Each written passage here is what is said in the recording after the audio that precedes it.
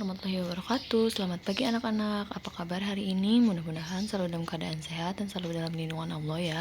Amin. Hari ini kita lanjutkan pembelajaran tema 1, tema 6, subtema 1, pembelajaran kelima.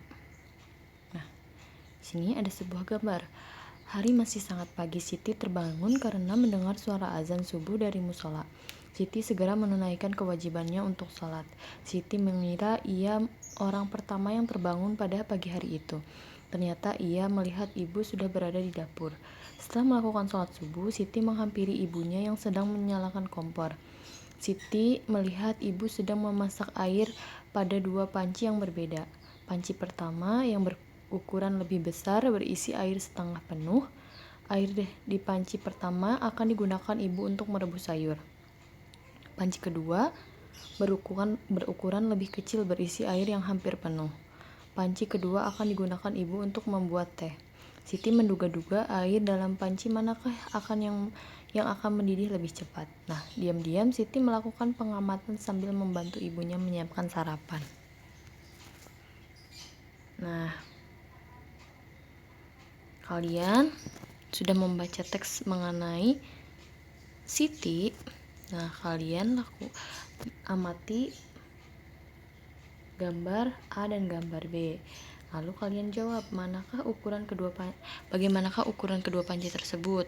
Apakah sama atau tidak? Manakah yang berisi air lebih banyak, yang A atau yang B?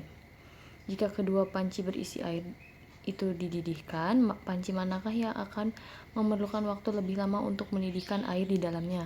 Nah, mengapa kalian tulis jawabannya di sini? Lalu setelah itu kalian jawab di Ayo Berlatih, halaman selanjutnya halaman 50. Manakah dari kegiatan berikut yang membutuhkan energi panas yang lebih banyak? Nah, kalau misalnya membutuhkan energi panas yang banyak, kalian boleh contreng. Nih, misal mengeringkan pakaian yang sangat basah atau mengeringkan pakaian yang setengah basah, yang sangat basah, yang sangat perlu memerlukan energi kalor yang banyak. Nah, selanjutnya, pada peristiwa mendidihnya air juga menunjukkan peringatan suhu pada air sampai mencapai 100 derajat ya. Apa yang terjadi sebenarnya? Aku baru menyadari bahwa kegiatan yang berbeda memerlukan energi panas yang berbeda juga.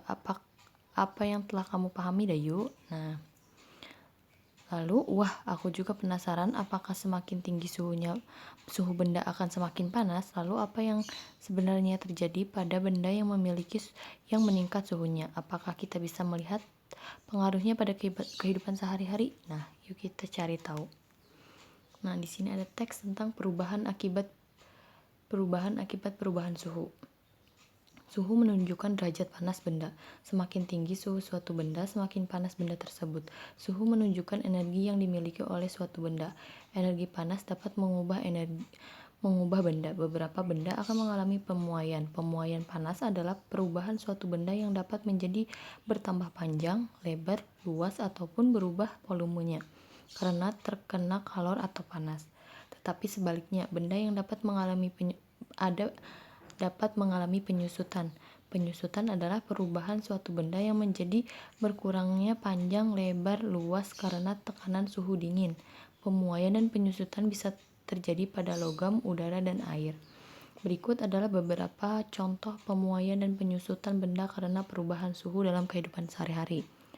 Yang pertama ada pemasangan kaca jendela. Pernahkah kamu mengamati posisi kaca yang terpasang pada jendela? Atau mungkin kamu pernah melihat proses pemasangan kaca jendela yang dilakukan oleh tukang kayu. Para tukang kayu selalu merancang ukuran bingkai jendela yang sedikit lebih lebar dari ukuran sebenarnya. Mengapa harus demikian? Hal itu dilakukan oleh tukang dengan tujuan untuk memberikan ruang pemuaian bagi kaca yang terkena panas. Jika bingkai jendela tidak diberi ruang pemuaian, maka ketika terkena panas akan mengakibatkan kaca menjadi retak atau bahkan pecah.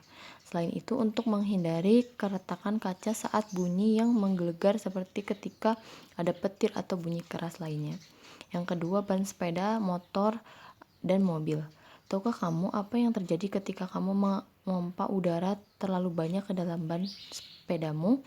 Nah, jika ban sepeda motor, dan ban mobil diisi udara terlalu banyak, maka akan mengeras dan menjadi tidak nyaman dikendarai. Selain itu, mengisi udara terlalu penuh ke dalam ban sepeda atau mobil akan membahayakan pengemudinya. Ban yang diisi terlalu banyak udara dapat meletus dan dapat mengakibatkan kecelakaan. Hal ini disebabkan karena udara di dalam ban dapat memuai karena panas. Nah, yang ketiga, ada kawat atau kabel listrik dan telepon. Apa kamu memperhatikan bahwa kawat atau kabel telepon dan listrik terlihat mengendur dan tidak tegang? Hal ini dilakukan dengan tujuan agar kawat atau kabel tidak putus pada malam hari ketika mengalami penyusutan. Selain itu, agar kawat atau kabel itu tidak putus jika tertimpa pohon yang tumbang. Nah, yang keempat ada pemuaian yang terjadi pada gelas kaca. Pernahkah kamu melihat sebuah gelas kaca yang tiba-tiba pecah atau retak ketika dituang air panas? Hal ini terjadi karena adanya pemuaian yang tidak merata pada bagian gelas. Oleh karena itu, disarankan agar tidak menuangi gelas basah atau gelas dingin dengan air panas yang baru mendidih. Nah, selanjutnya pemuaian pada sambungan rel kereta api.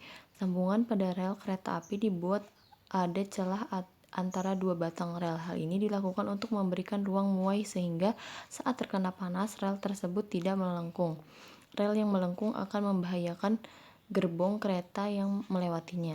Nah, yang keenam ada penggunaan termometer. Tahukah kamu cara menggunakan termometer klinis atau termometer badan? Termometer akan ditempelkan ke beberapa bagian tubuh seperti dalam mulut atau ketiak. Nah, tujuannya adalah untuk mengukur suhu panas tersebut setelah beberapa lama. Cairan dalam bentuk termometer akan naik karena terjadinya pemuaian setelah mendapatkan panas dari tubuh. Cairan akan berhenti pada angka tertentu untuk menunjukkan suhu tubuh. Ketika termometer tidak digunakan, akan kembali turun karena mengalami penyusutan. Nah, itulah beberapa contoh perubahan akibat perubahan suhu. Ada yang pemuaian dan ada yang penyusutan. Nah, tadi sudah dijelaskan contoh-contohnya. Nah, lalu kalian kerjakan halaman 53. Judul bacaannya apa? Lalu, apakah yang kamu ketahui tentang paragraf bacaan? Paragraf 1 isinya tentang apa? Kalian baca ulang teks yang tadi telah Ibu bacakan. Nah, perubahan suhu pada beberapa jenis logam ternyata dapat mengakibatkan logam itu memuai dan menyusut ya. Wah, manusia sejak dulu telah mempelajari peristiwa tersebut sehingga dapat melakukan tindakan yang tepat. Seperti apa pemasangan rel kereta api? Betul, Dayu. Hal yang lebih menarik lagi adalah nenek moyang kita dari dulu sudah mengetahui bahwa logam itu tidak hanya memuai tetapi bisa dilebur juga. Tahukah kamu bagaimana para leluhur kita membuat bilah-bilah pada beberapa alat musik gamelan? Mereka mencampurkan biji timah dan tembaga lalu memanaskannya hingga cair untuk dibentuk. Nah, di sini ada sebuah gamelan. Sebelumnya, kamu telah mengetahui bahwa beberapa lagu daerah dimainkan dalam tangga nada pentatonis, yaitu salendro dan pelog. Gamelan adalah salah satu alat musik yang digunakan untuk mengiringi lagu-lagu pada tangga nada pentatonis. Beberapa alat pada gamelan tersebut dari bilah besi, seperti beberapa alat musik pada gamelan Jawa berikut. Ada gong. Nah, alat musik gamelan dibuat dari campuran tembaga dan timah dengan ukuran tertentu. Ukuran dan pembandingnya antara kedua logam tersebut dapat menghasilkan suara yang berbeda. Campuran logam itu harus dipanaskan dengan suhu tinggi agar mencair dan mudah dibentuk. Proses itu disebut dengan peleburan. Paduan suara yang dihasilkan oleh alat-alat musik tersebut terdengar harmonis untuk mengiringi lagu-lagu yang dimainkan pada laras salendro atau pelog. Nah, kalian lengkapilah tabel halaman 56. Kalian cari tahu nama lagu yang termasuk dalam salendro, dalam tangga nada pentatonis. Nah, asal daerahnya, tangga nada yang dimainkan, arti lirik atau lagu, nah kesan yang didapatkan, seperti pada pembelajaran yang sebelumnya. Nah, sekian pembelajaran untuk hari ini. Kurang lebihnya Ibu mohon maaf. Ditutup. Wabillahi taufiq wal hidayah. Wassalamualaikum warahmatullahi wabarakatuh. Apabila ada yang tidak dipahami, boleh langsung tanyakan kepada Ibu. Terima kasih.